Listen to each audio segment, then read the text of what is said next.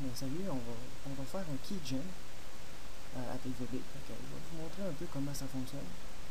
Donc, premièrement, il faut un bouton pour lancer le keygen. On va le nommer getCode. Comme ça. Ensuite, on va prendre une textbox où est-ce que nos codes ils vont sortir. Moi, je suggère de les mettre centrés, à ligne texte centrée, comme ça. Le texte sera... Parce que les codes ils vont être au centre quand on va cliquer sur getCode. Et on va prendre une combo box pour pouvoir ajouter plusieurs sortes de sources de programmes qui vont nous donner les codes. On va chercher.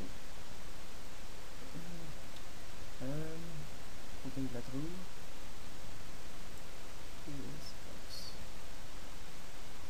Ici.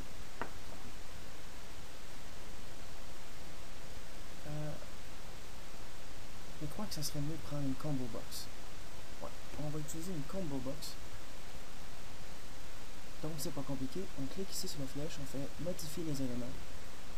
Et là on va écrire avec un exemple win7 win.xp, puis on va écrire win.vista.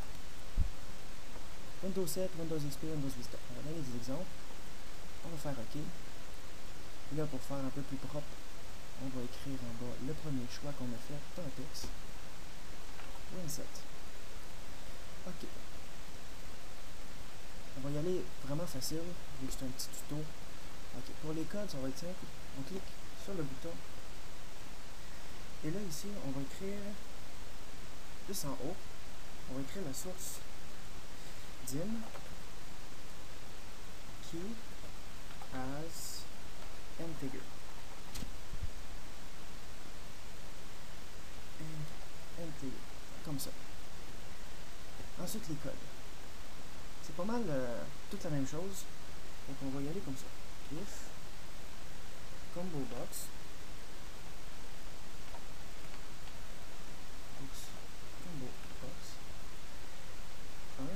text égale, mettons qu'on choisit Windows 7 comme premier. Il faut les mettre en bracket parce que bon, le clavier il est encore déréglé. On va le mettre, on peut se faire comme Windows 7.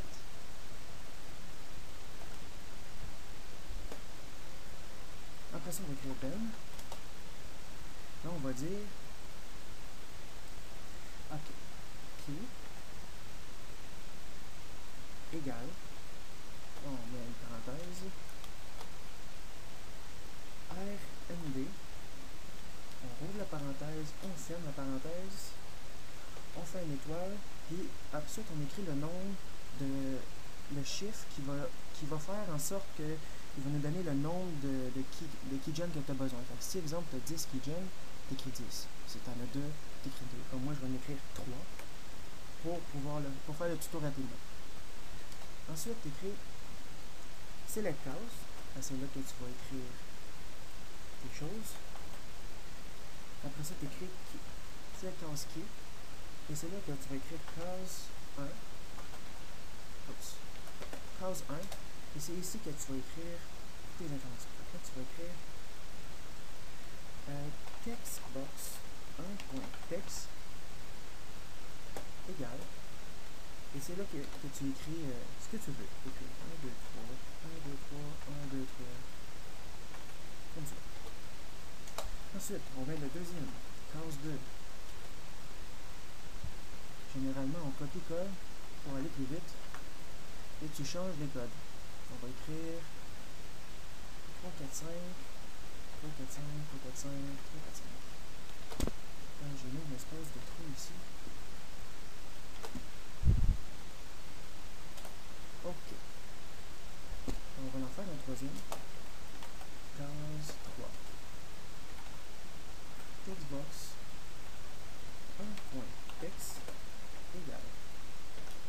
On va écrire n'importe quoi. C'est juste pour un exemple, pour que vous compreniez le principe. Ensuite, vous avez fini la première pour ça c'est les keygems du Windows 7 que j'ai inventé. Donc, maintenant, il faut aller pour les autres que j'ai écrits ici. Quand on regarde dans la collection, j'ai écrit WinXP et WinVista. Donc, il faut que j'aille faire pour cela aussi. Donc, pour sauver du temps, tu copies-colles tout ce que tu as écrit ici. Puis tu fais une modification par la suite. Donc, on va faire ça et ça. Donc, j'ai rajouté ça ici en fait. Ok.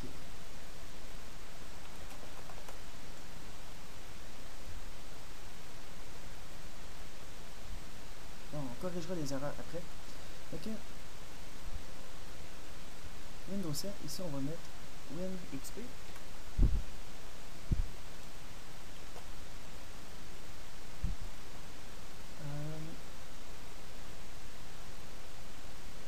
C'est une sub là qui fait l'erreur, c'est ça. On va trouver. Ok, là c'est corrigé. Et ici il faut écrire WinVista.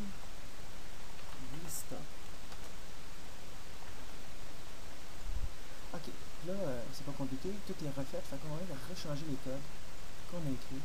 On va écrire Win. On peut écrire n'importe quoi, ça change rien. Il suffit juste de se rappeler pour que je puisse vous montrer que ça fonctionne. Donc, je vais écrire des chiffres pour le WinXP. Comme ça, des lettres, n'importe quoi. Et pour le Vista, je vais modifier. Vista. On va dire que ça ressemble à ça, notre keygem. C'est juste une petite exemple. Et ici, on va mettre un 0. Comme ça. Puis là, c'est vraiment basique comme keygem, c'est juste, je vous montre juste la base. Et peut-être que plus tard, je ferai un tuto avec plus de détails.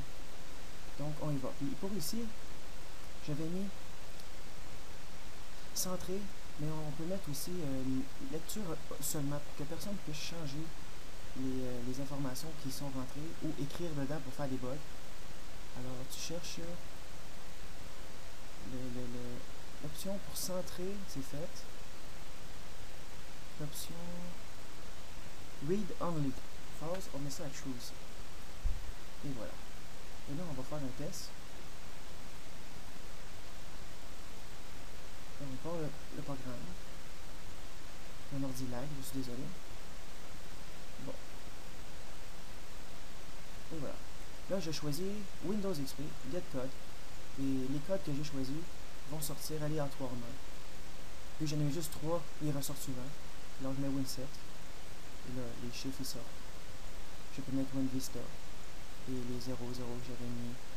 Tout dépend, ça sort aléatoire, ça peut sortir 3 fois le même, comme un en arrêt de l'autre. Tout dépend de comment tu veux qu'il sorte, faut que tu en aies plusieurs. Si tu en as juste 2, ça risque qu'il sorte plus souvent le même. Si vous avez mes vidéos, c'est-à-dire j'aime. Et si vous avez des idées de tutos que vous voulez que je fasse, juste à me le dire dans le chat en bas, puis peut-être que je le ferai. À la prochaine!